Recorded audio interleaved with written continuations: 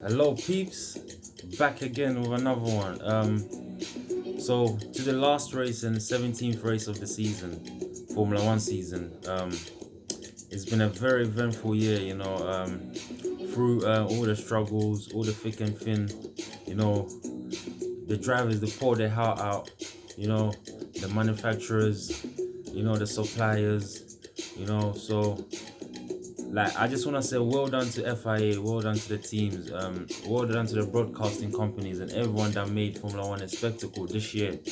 And it started on the 5th of July in Austria and it ended in the 13th of December in Abu Dhabi. So basically, so basically, let's review the 2020 Abu Dhabi Grand Prix. So in Dubai, there was a hemisphere around the race. Actually, in the country, no one can go in or out unless you have a special pass because of the coronavirus restrictions and stuff like that. So Dubai is looking a bit quarantine off. So only the drivers, the teams, and the special personnel, the names that is submitted, was able to make it onto the track. And let's not forget, this season, a few Formula One personnel have caught the coronavirus. In McLaren, in Racing Point, a few drivers caught it, like Lewis Hamilton, Lance Stroll, Sergio Perez. So it's been a very eventful season, and we're still learning more things about the world, through life and sports and stuff. So it's a good experience. I hope this disease goes away and everyone stays healthy for a few more 100 years. So let's go. So the Red Bull was strong in FP1, free practice 1, free practice 2, and free practice 3. So they were very strong. They set up the car well, and everyone predicted Max to take pole position. So they had a rear wing. Red Bull had a rear wing upgrade. So they upgraded the rear wing. Still doing some testing for next year. So they've upgraded the rear wing a bit. So that's a good start. And then Verstappen took pole position on the Saturday. Initially, Lewis Hamilton stepped back in the car from his illness from the Grand Prix before, catching coronavirus. He's done his 10-day quarantine and then he stepped back into the Mercedes. Remember, he's the world champion and they do value him, so he stepped back into the car. So what goes on now is he initially put on provisional pole position, but Verstappen managed to come and observe that situation. Let me move back a bit. Verstappen managed to come and observe that situation and put his car on pole position. So it was a good Saturday that Verstappen got his 10th pole position in Formula One. So that shows that no matter how great of a driver you are, if you don't have the car and if you don't have the team and if you don't have the precision and the know-how to do it, you can't come across pole positions, too many pole positions. And I think Valtteri's got about 13. So yeah, touching on the subject, it's not easy to get pole positions in F1. I think Lewis Hamilton has about 95 pole positions or something like that. Correct me if I'm wrong. But he's got high level pole position. He's got the most pole positions for any driver in the history of Formula One. And Michael Schumacher sits second in the pole position ranking. Sebastian Vettel sits third in the pole position ranking. So it's not easy to get pole positions. You gotta know what you're doing. You have to drive fast, So it's not an easy thing to acquire and stuff like that. So moving on, Max is taking pole position, Valtteri in second, Lewis in third. So on the race start, Max had a good start. He pulled the clutch, boom, moving. And then Valtteri also had a good start in second. So Valtteri was coming on the inside, but he didn't have enough confidence and enough braking prowess to brake and take the lead of Verstappen. So Verstappen just held the lead from the outside and held the lead of the Grand Prix. So the first lap was good. Verstappen had a slight challenge from Bottas before the first corner, but it wasn't nothing major. So Valtteri couldn't take the lead. Remember, they were still fighting for second in the championship. Verstappen was a few points behind, and Bottas had to keep a distance with him to claim second in the world championship. So on lap 2, Pierre Gasly passed Esteban Ocon. Pierre Gasly passed Esteban Ocon in turn 8, but Esteban basically came back with another move, tried to take the position off him, but he wasn't successful. And then on lap six, Alex Albon in the Red Bull, who's sadly lost his seat for 2021. He had an overtake on Lando Norris, so he overtook Lando Norris for fourth position. So he was in fifth, and he made progression, and he took the position of Lando Norris. So on lap 9, you had Pierre Gasly coming through the field, driving well, probably had a good setup, was feeling racy. He overtook his teammate Danny Kvyat. Remember, they're both driving an Alpha Tauri, and the Alpha Tauri was rebranded from Scuderia Toro Rosso to Scuderia Alpha Tauri. So he overtook his teammate Danny Kvyat. Yeah, so on lap 10, Sergio Perez came to a stop on the track with oil pressure kill. So on his steering wheel, it gave him the read of oil pressure kill. So there must have been something wrong with the oil pressure in the car. It's got something to do with hydraulics, gear shifting and stuff like that. So it wasn't good news for Sergio Perez, especially when he just won his first Grand Prix the previous race before. He wanted to put in a good performance to market himself for other teams, because he's not re-signing with Aston Martin no more. He's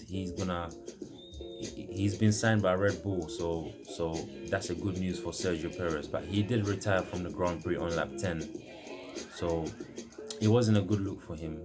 And then there was a virtual safety car because he stopped in a part of the track where they had to deploy the virtual safety car. They couldn't just move the car quickly enough, so they deployed the virtual safety car. And then 3 laps after that, it was back to racing. A few of the front runners pitted, like Verstappen, Bottas, Hamilton. But Hamilton had a conversation with Mercedes where he wanted to go a bit longer into the Grand Prix using his tyres and then pit a bit later. But Mercedes said because of the simulations they made, they couldn't pit him because they noticed that he would have come behind the second Red Bull, which would have been a disaster for him when he done that strategy that he wanted to do. So it was the best decision they made to make him pit during the virtual safety car. So moving on, we got Carlos Sainz in the McLaren with his last race for McLaren. He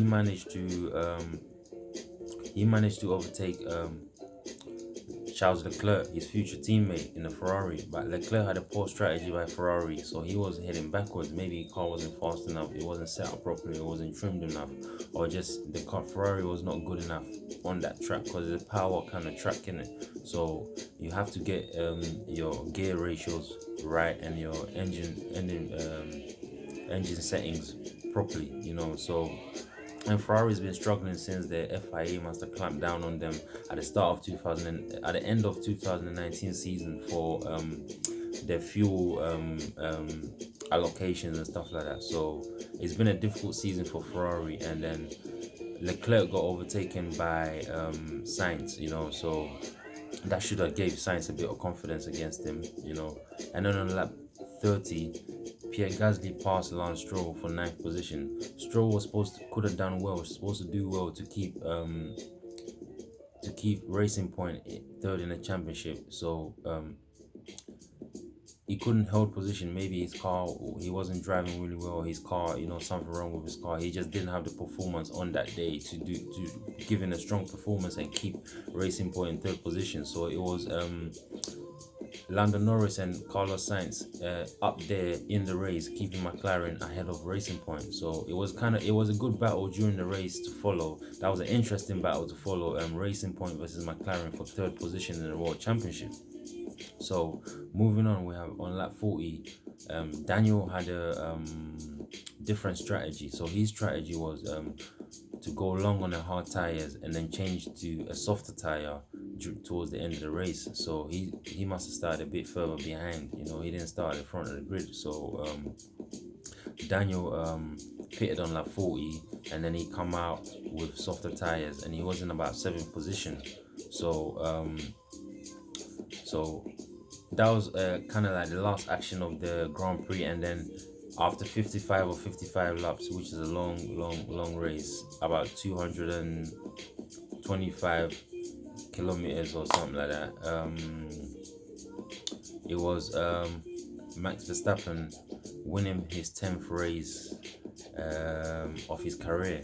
So he's at about 80 Grand Prix starts, and then he's not always had a car, and he always makes a lot of mistakes. A lot of wins Max could have took. Max just threw away through aggressiveness, driving too fast, not being patient enough. So that's the qualities Max has to build for him to be a great future champion. He can win a world championship on his own ability, but he still has to manifest a few good traits about him for him to take to the next level. So that's his 10th race of his career. He's got about 80 towards between 80 and 90 race starts. So 10 wins on the average is not really great, but hopefully in the future Max can put more wins on the table for himself and his team. So he's staying at Red Bull till 2022, and then